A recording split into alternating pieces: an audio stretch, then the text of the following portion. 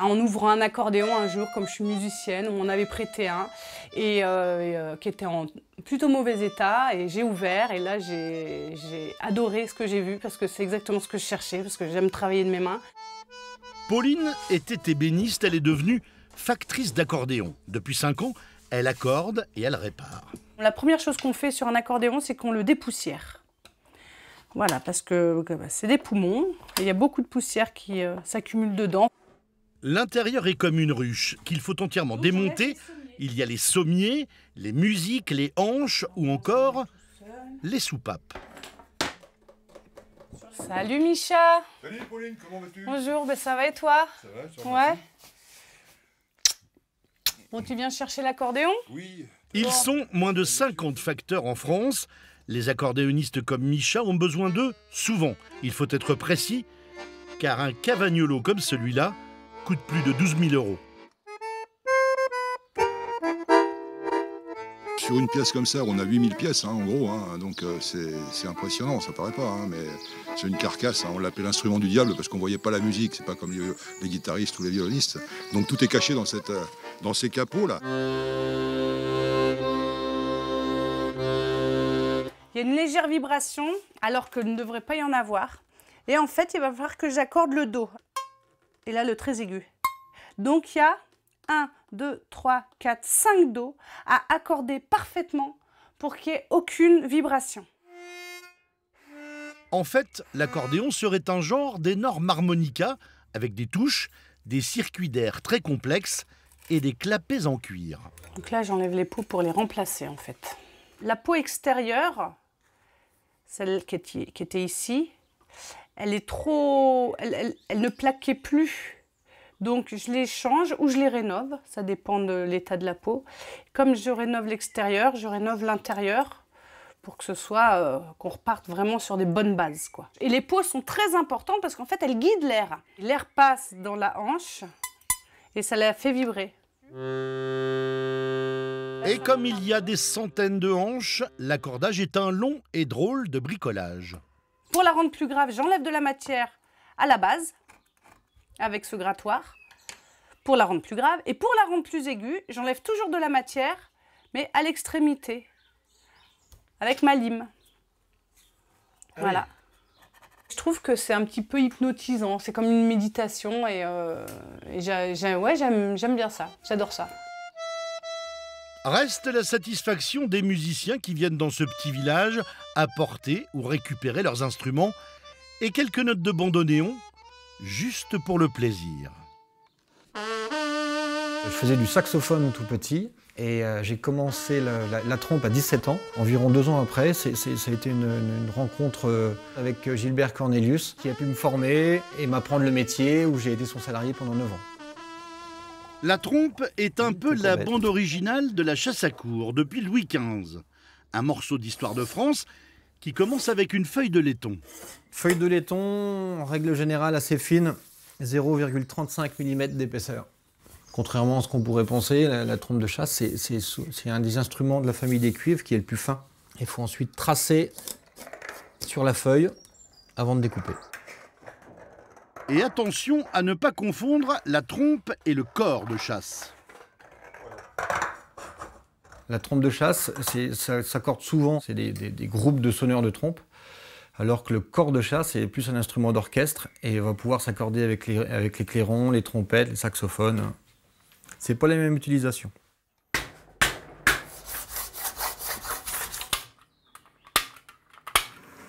Pareil, comme les matériaux sont fins, ça va vite à chauffer aussi. Donc ça va vite à souder. Dans la pièce voisine, Pierre restaure une trompe qui a déjà beaucoup chassé. Arrive l'étape du congélo où il faut absolument être deux. Pierre, tu peux venir m'aider à cintrer s'il te plaît? Oui. Pourquoi un congélateur? Parce qu'il faut forcément quelque chose à l'intérieur du tube pour pas que le tube s'écrase. Et la glace, c'est la bonne combine pour pouvoir cintrer cette partie de l'instrument. Donc là, c'est rempli d'eau. C'est rempli d'eau, qui est ensuite mis au congélateur et pris en glace.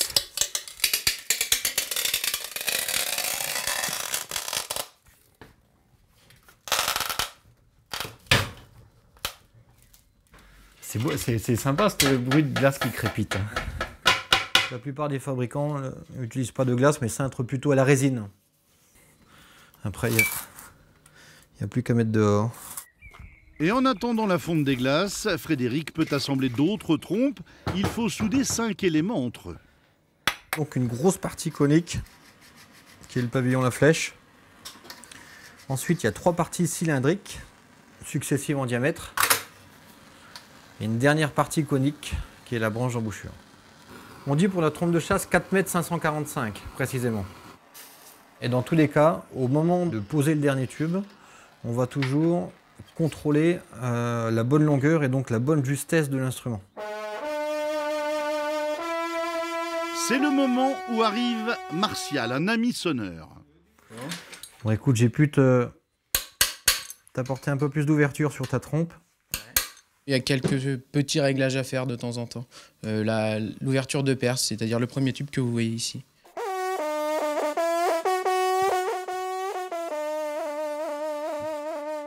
Il reste à décorer la trompe avec une guirlande. Celle-ci est en argent massif, gravée pour une sonneuse. Cela peut faire passer le prix du simple 1000 € au quintuple. Les animaux de la forêt méritent bien ça. C'est un rêve, il y a 20 ans que ça me tient. Et petit à petit, on achète des machines, on fabrique nos outils parce que ça n'existe pas. On rencontre des gens et puis c'est le bouche à oreille, quoi. Et puis c'est en réparant qu'on apprend. J'ai encore pas fait une cornemuse complète, mais c'est que des morceaux et puis à force, je vais y arriver. Un jour, je vais y arriver, quoi. Oh Nicolas. Ah Michel. Quand un sonneur de cornemuse des gars du Berry arrive chez Nicolas, c'est en général pour une urgence musicale. Il y a mon chien qui a mangé mon bouffouet. Allez, fais voir ça, là. Attends. Toi, non. Il l'a bouffé sur le bord et ça me blesse la bouche, tu comprends? Eh ben oui, on va te le refaire. Toi aussi, tu l'as mangé. Oui, c'est vrai. Je vais te mettre ça sur le tour, on va l'enlever et on va en remettre une autre. Ouais. L'ancien bouffoir, la partie dans laquelle on souffle, le bouffouet en berrichon, va peu à peu disparaître. Dedans, on a un tube en laiton. Donc en fait, on va laisser la partie en laiton pour pouvoir recoller le petit morceau en PVC dessus et le reformer. Yes! Yes! Le nouveau bouffoir sera noir. Nicolas va entièrement le façonner dans un bloc cylindrique de plastique. D'abord l'intérieur. Alors, verdict. Et toi, là on est sorti. Impeccable. Là on est bon. Hop. Impeccable. Alors attends, donc normalement on va le coller là-dessus. Est-ce que ça rentre? Tiens, t'as vu? Ouais, je voulais te dire donc là. Ah oui, fais voir ta poche. Regarde. Elle est plus étanche?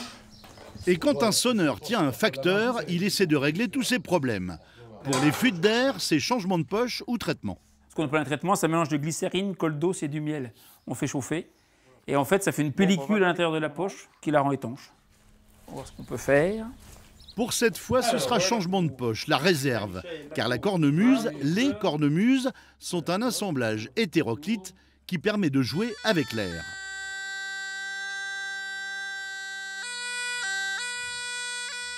Les grandes écossaises servent à marcher vers la guerre. Les binious aux fest-noz en Bretagne. En Berry, on joue de la cornemuse du centre.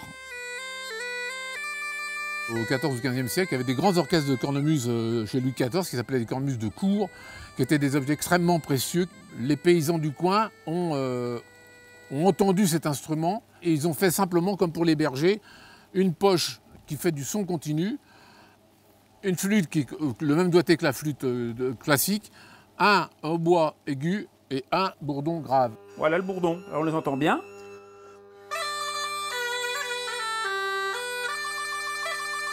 Moi je suis joueur de cornemuse à la base, hein, j'en joue. Et donc c'est vrai que voir d'autres instruments faits par d'autres luthiers, c'est intéressant parce que chacun ses techniques. Il y a des anciens luthiers, il y a des nouveaux. Ben voilà, ça sonne. Chaque jour, Nicolas apprend. Il fabrique actuellement un hautbois en buis pour sa cornemuse, exercice délicat.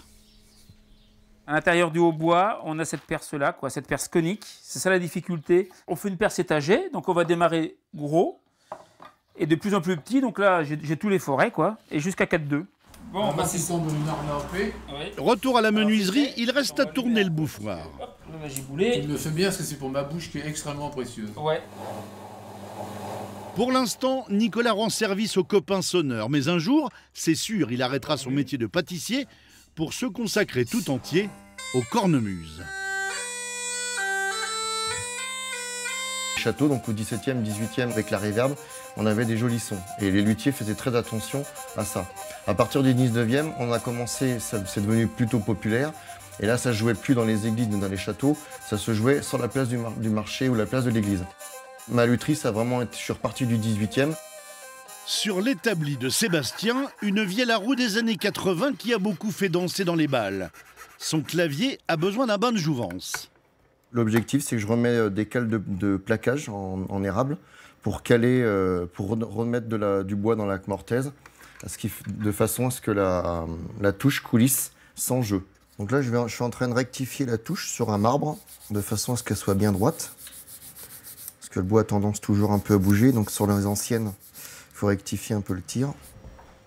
Et contrairement à ce qu'on peut croire, quand on frotte un bois contre un autre bois, c'est toujours le bois dur qui va fatiguer plus vite que le bois plus tendre.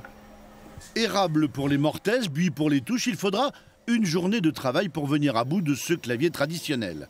Dans la pièce voisine, le monde moderne et les matières synthétiques se sont invités.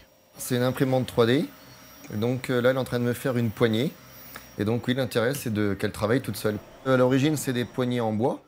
Et l'intérêt de l'impression 3D, c'est que je fais de différentes matières et ça me permet d'avoir une meilleure accroche dans la main. Et en plus, je peux faire des matériaux qui sont plus ou moins mous en fait.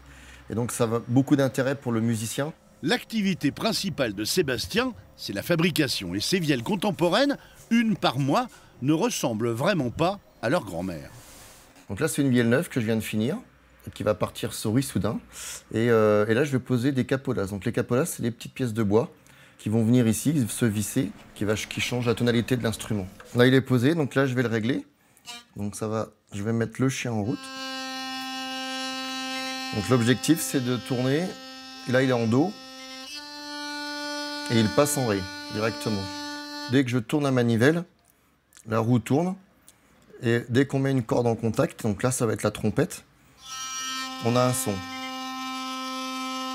Alors la trompette a une petite particularité. Elle vient frapper la table, donc qui va permettre de faire la rythmique.